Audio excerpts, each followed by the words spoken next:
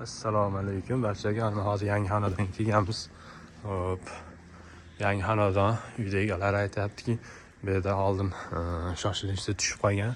Bu yerda oshxona tushgan deyapti. Hozir shu yoqmayapti ekan. Shuni hozir proyektini chizib, buni buzib olib tashlaymiz. Olib tashlab, iloji bo'lsa podvalli bo'lmasa bu yoqda oshxona, stolovoy, kuxnya, orqasida naves tandir o'choq qilib berish kerak ekan, chiroyli qilib zamonaviy qilib berasizlar deyapti. Xudo xolasa hozir shunga kelganmiz. O'lchab netamiz. Tashqaridan suv olib kirish kerak.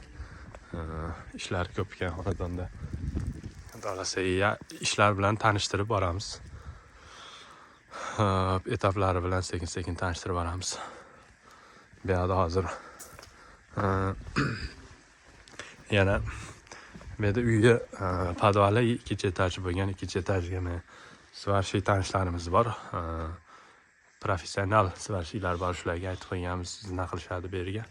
Bu uylar 2 yil avval bitkizib topshirilgan edi.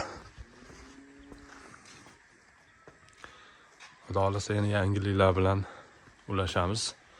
Hozircha sizlarga aytmoqchi bo'lganim shu edi.